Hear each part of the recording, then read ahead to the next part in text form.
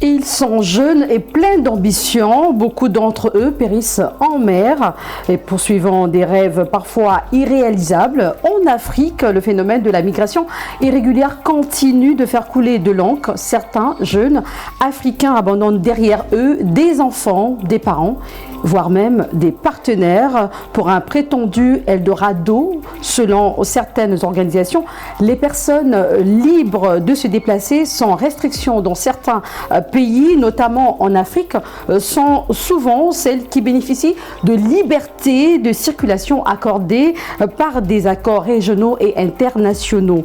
Parmi ces structures, on compte la Communauté économique des États de l'Afrique de l'Ouest, la Communauté de l'Afrique de l'Est, la zone de libre circulation de la Communauté économique des États de l'Afrique centrale, ainsi que l'Union africaine dans le cadre de la création de la zone de libre échange continentale africaine, la ZLECAf.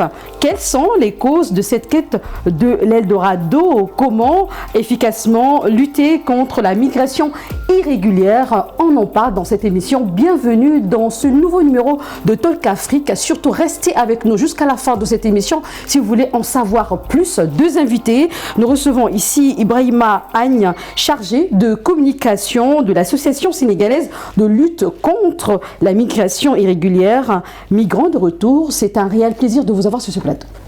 Merci madame pour l'invitation.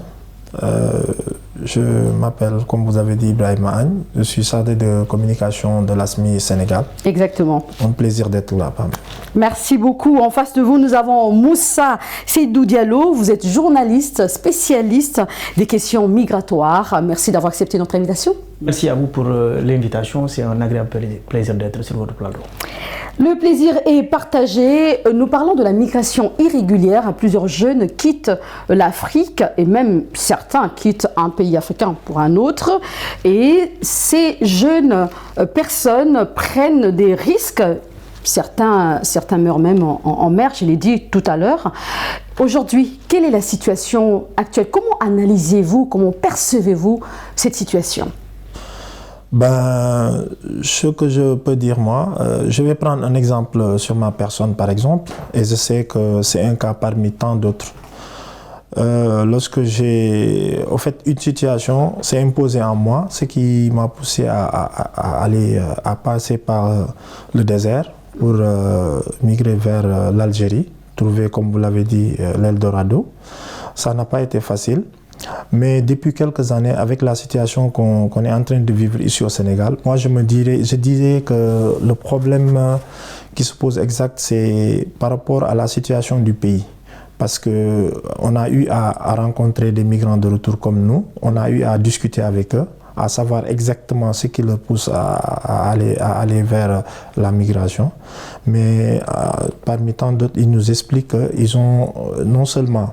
C'est une situation familiale qui s'impose, c'est-à-dire à chaque fois la pression sociale, mais aussi il y a un problème réel de retrouver du travail ici au Sénégal. C'est-à-dire un travail, on peut trouver du travail, mais un travail qui peut vraiment subvenir à nos besoins, nourrir la famille, avoir une vie décente, etc. etc.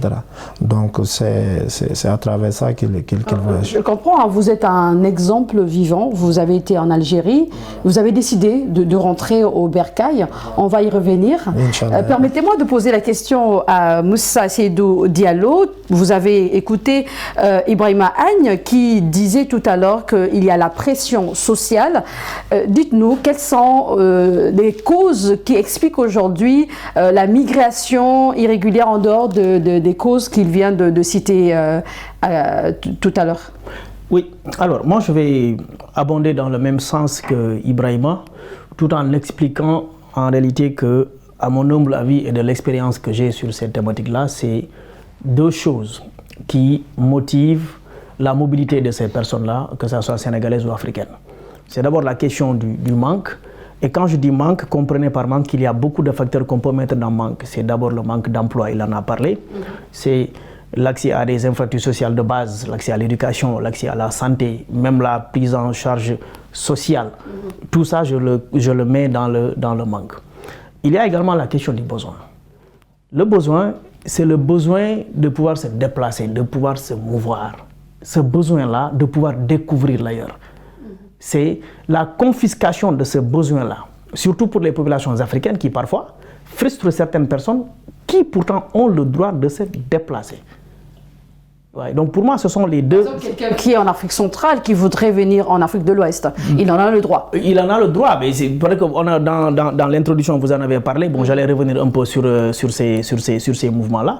Effectivement, parce que c'est un droit qui est consacré à l'être humain, qu'il soit africain, américain, jamaïcain, c'est un droit qui est consacré. Et si vous revenez au niveau du Sénégal, l'article 14 de la Constitution également garantit la libre circulation des personnes et des biens. Vous avez notamment parlé de la ZLECAf. Peut-être qu'on reviendra dans les détails. Il y a le protocole de 79, il y a le traité de 75, il y a le cadre même de l'Union africaine, il y a la ZLECAf, il y a beaucoup d'instruments aujourd'hui, même la charte africaine reconnaît aujourd'hui ce droit de l'être humain à devoir pouvoir se déplacer. Maintenant, l'autre problème qu'on a, c'est le postulat sur lequel on traite la migration. Puisque chez nous, Africains, notamment Sénégalais, la migration est traitée comme étant un problème. Alors que la migration n'est pas un problème. Non, c'est un avantage, c'est un bénéfice. À la fois, et les études l'ont montré, c'est un bénéfice à la fois pour le pays de départ, le pays de transit, mais également le pays d'accueil. Tous les trois pays-là. Mais cela doit se faire dans les règles, ça doit se faire dans les règles, pardon. Et ça, ce sont les gouvernements qui doivent veiller à ce qu'on puisse encadrer, parce que jusqu'à présent, on parle de migration irrégulière. Oui. Enlevons le préfixe IR. Il reste quoi? Régulier. Oui. Mais donc, il faut que les États travaillent à ce que afin qu'on puisse rendre cette migration-là dite irrégulière, mais régulière. Oui, effectivement. Vous me permettez de parler justement du récent rapport de l'OIM sur l'état de la migration dans le monde en 2024. Les migrants internationaux demeurent un moteur de développement humain et de croissance économique, comme le prouve l'augmentation de plus de 650% des rapatriements de fonds internationaux entre 2000 et 2022.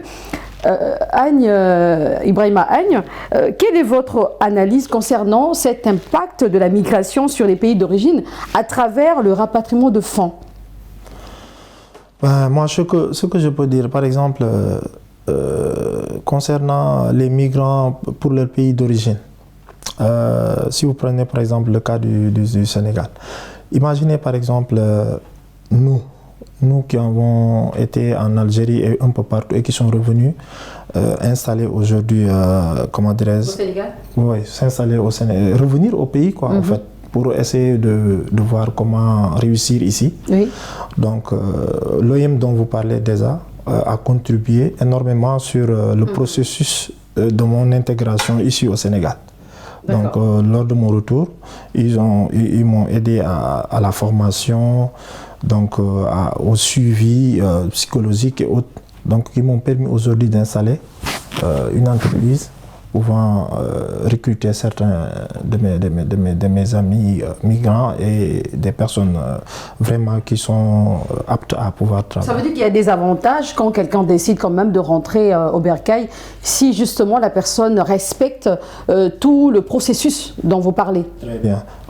Je vais aussi rajouter quelque chose. En fait, donc, comme l'a dit M. Diallo, la migration, en fait, si ça a été bien organisé par les gouvernants, donc on aura un avantage pour les pays d'origine, mais les pays aussi, comment dirais-je, les pays accueillant les migrants et les pays de départ. Mais quels sont ces avantages-là? On aimerait bien savoir. Par exemple, je vous donne le cas de l'Algérie. Je parle d'Algérie parce que je connais plus l'Algérie. Par exemple, aujourd'hui, la plupart des travaux qui se font en Algérie sont faits par des migrants africains. C'est rare de voir un Algérien en train de travailler les travaux, c'est-à-dire les travaux plus difficiles et autres là. Donc c'est les migrants en général qui font. C'est la même observation aussi dans certains pays européens. Voilà, donc ça c'est un avantage parce que je me dis qu'il y a certains travaux, c'est sûr et certain, s'il n'y avait pas d'Africains là-bas, il y aura un problème.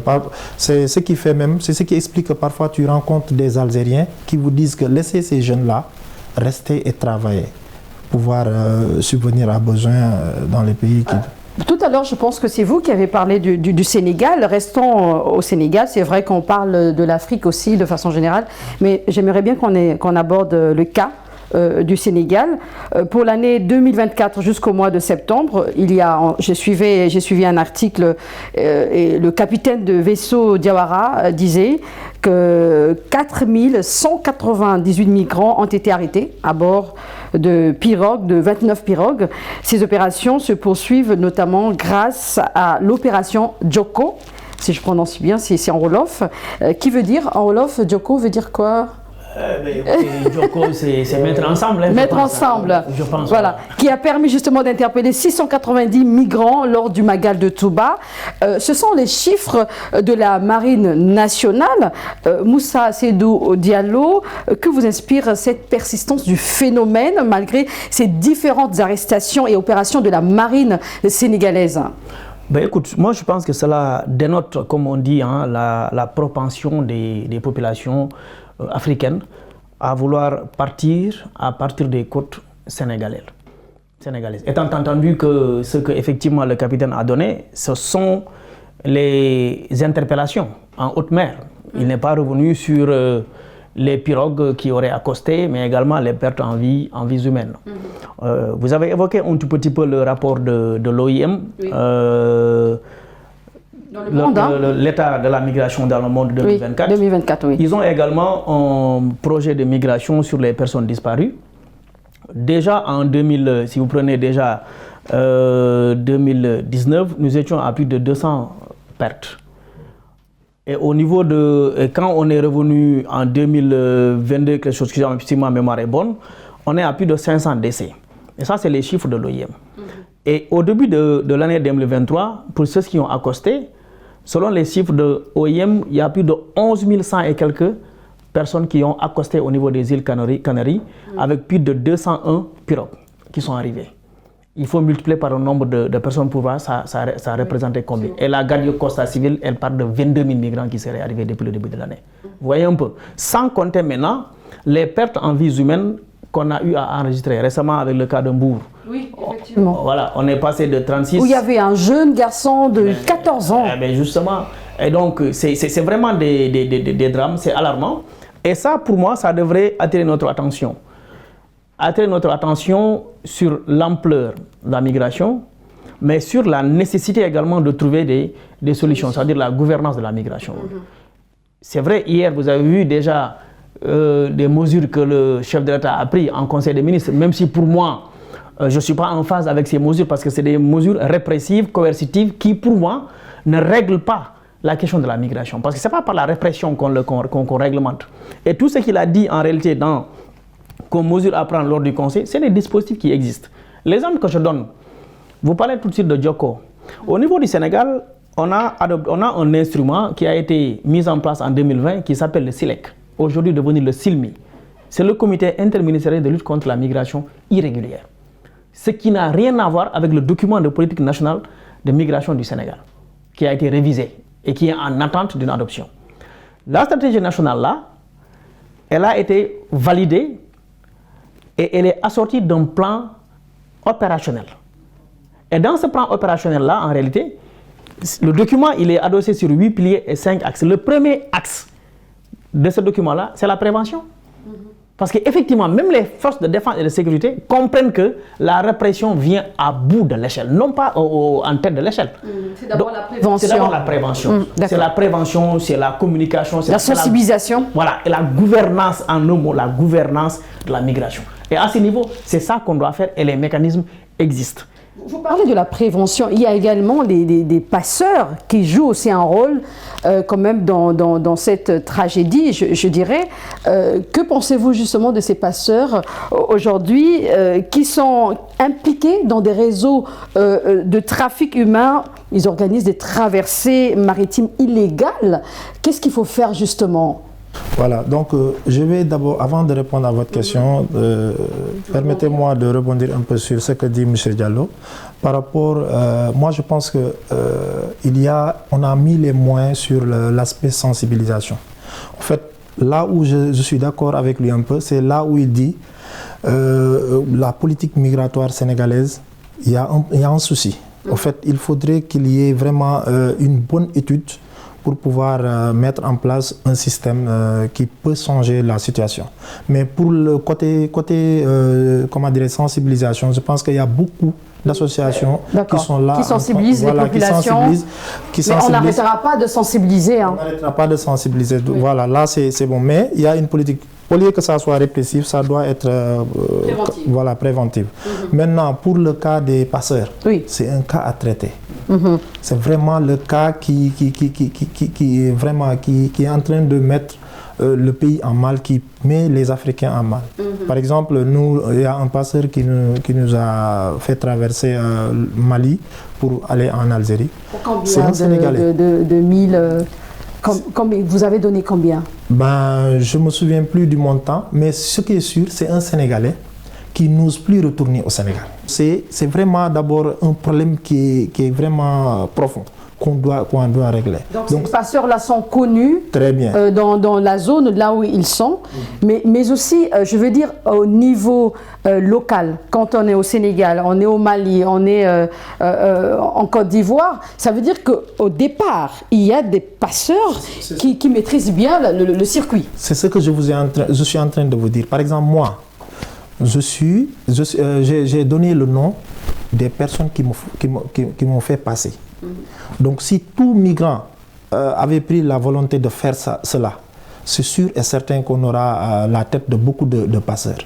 C'est-à-dire qu'il faut que chacun essaie de donner le nom depuis le départ jusqu'à l'arrivée.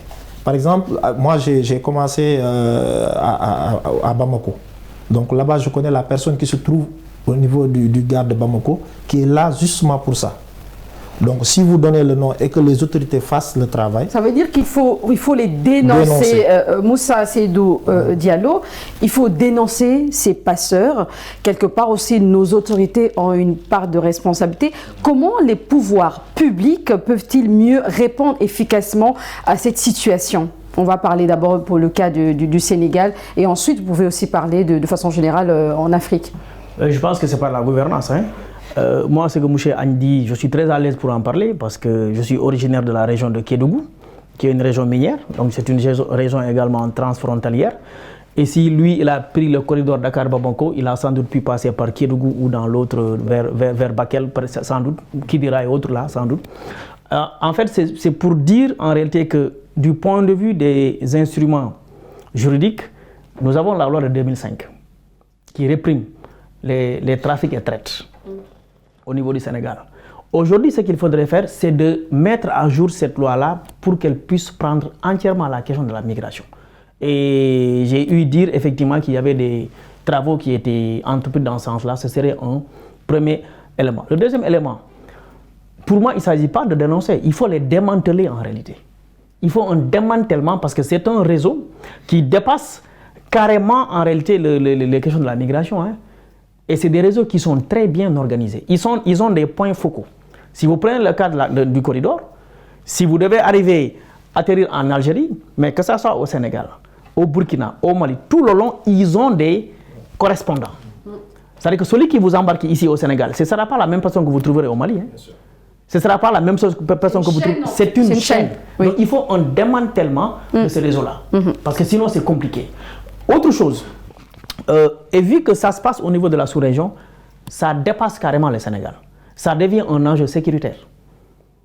Et c'est là où la coopération doit agir. Et c'est là où les instruments, les mécanismes sous-régionaux doivent agir pour justement aider à bien prendre en compte ces dimensions-là de la migration. Puisque aujourd'hui, vous ne pourriez pas dissocier la question migratoire de la question sécuritaire.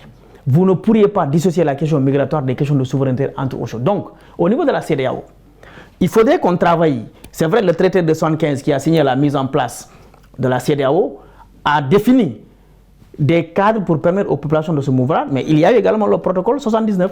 Mais jusqu'à présent, les États ont du mal à mettre en œuvre le protocole 79. Et pourtant, ce protocole de libre-échange 79 aurait pu aider et même faciliter les questions de mobilité entre États africains. Étant entendu également que la migration, elle est d'abord intra-africaine avant d'être tout ce qu'on nous dit. Exactement. Et si je revenais sur les chiffres, vous avez parlé de l'état de la migration. Vous savez, en 2024, on estime qu'au niveau mondial, on est à 281 millions de migrants dans le monde. qui représente 3,6% de la population mondiale. Mais dans cette population mondiale-là, les migrants, si de termes simples, c'est sur 30 personnes, c'est une personne qui migre. Sur 30 personnes, c'est une personne qui migre dans le monde. Et on est 8 milliards. Et dans ces populations-là qui migrent, les populations africaines ne représentent que 14%. Donc aujourd'hui, 14%, et pour ce qui est de l'Europe, on ne représente que 36% de la population, 26% de la population européenne. C'est ce qui montre qu'il y a également un travail à faire dans le cadre du narratif. Parce que c'est ce qui font croire que les Africains envahissent l'Europe ou d'autres, c'est tout à fait faux. On ne les envahit pas. Mais justement, vous l'avez dit tout à l'heure, je suis d'accord avec vous, parce qu'il faudrait bien que les gens se déplacent, c'est un droit, mais il faudrait le faire aussi de façon, on va dire, dans les règles. Il faut le faire dans les règles. Tel n'est pas le cas lorsque je me rappelle de ce garçon âgé de 14 ans qui est mort, mais ça, c'est quand même regrettable. Quelque part aussi, les populations elles-mêmes, elles ont une part de responsabilité. Il faudrait qu'on se rende compte qu'on peut se déplacer, certes, mais que ce soit dans les règles. Est-ce que je peux rebondir sur ça? Oui. 14 ans, la responsabilité, c'est à qui? C'est un mineur, ce gosse-là? Oui, c'est un mineur. Mais la responsabilité, elle est imputable à qui? À son parent, certainement. Et c'est ce que les gens ne disent pas, parce que c'est la question de l'hypocrisie également, le masla que nous avons en Afrique, singulièrement au Sénégal, mais ça, c'est en train de tuer les familles. Un enfant de 14 ans, mais son père, la responsabilité est imputable à son papa, non pas à l'État. On est d'accord là-dessus, ça veut dire que les parents doivent également prendre leurs responsabilités. C'est comme si ces derniers se disaient que pour réussir, il faut aller à l'étranger. Oui, je pense que le phénomène touche tous les pays africains, mais aussi ce que vous avez dit, l'entière responsabilité, ou bien les 70% de responsabilité, c'est les parents. Parce que je ne peux pas comprendre que vous ayez un enfant et que vous lui faites la pression de pouvoir réussir. Alors que la réussite aussi, la base de la réussite aussi, c'est l'éducation, la formation et tout. Donc là, on peut situer à une partie de la responsabilité aux parents.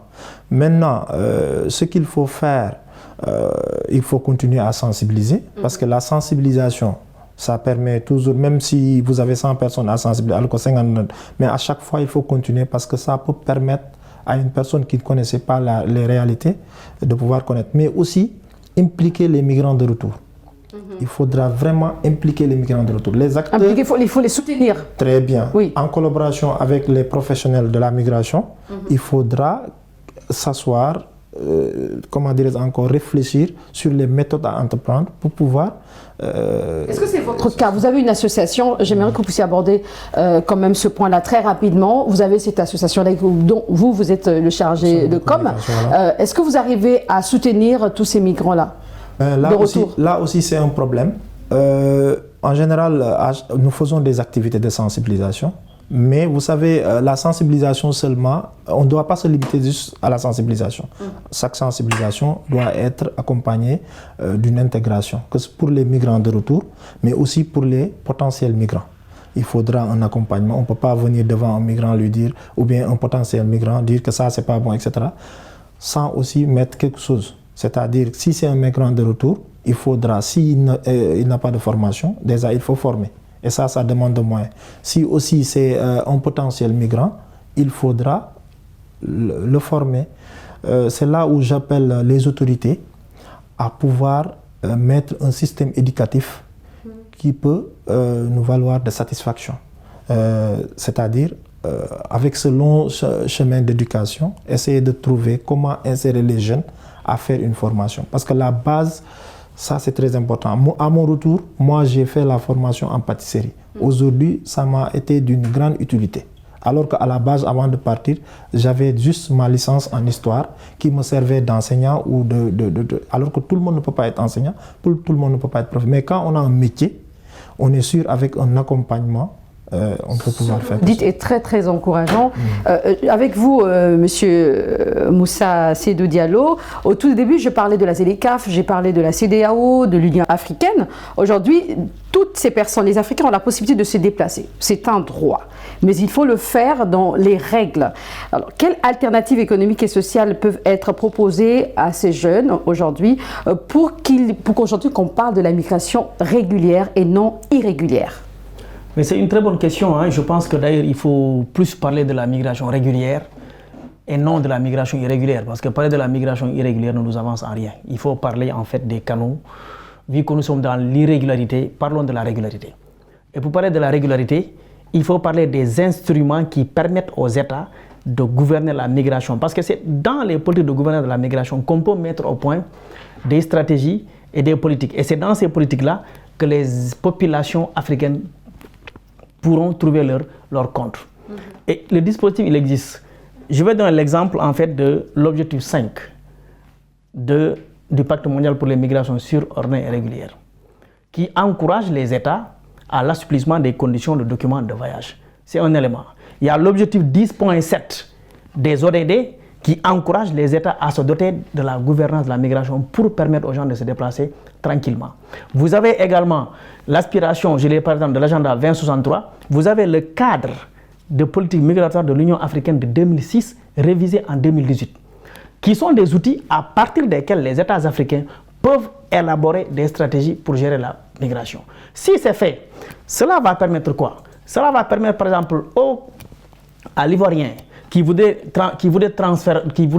travailler dans le cadre du développement du cacao, d'être recruté, d'être formé d'abord à l'exploitation du cacao pour qu'il puisse être un travailleur qualifié et qu'il travaille dans toute la chaîne de valeur du cacao. Ça va permettre aux... Très bien. Désolée de vous interrompre, mais nous sommes arrivés à la fin de cette émission. Mais on reste sur ce point-là. Il faudrait bien qu'on parle de la migration régulière et non irrégulière. J'espère que le message est bien passé et nous espérons aussi que les Africains vont comprendre qu'on peut réussir en Afrique. C'était un réel plaisir de vous avoir sur ce plateau. À l'instant, Moussa Seydou Diallo, journaliste, spécialiste des questions migratoires. Merci d'avoir répondu à nos questions. Merci à vous également pour l'invitation. En face de vous, Ibrahima Agne, chargé de communication de l'association sénégalaise de lutte contre la migration irrégulière, Migrants de retour. Merci également à vous. Merci à vous aussi. Merci beaucoup. C'est la fin de cette émission, vous l'avez compris. On se retrouve très bientôt sur Média. Portez-vous bien et prenez soin de vous.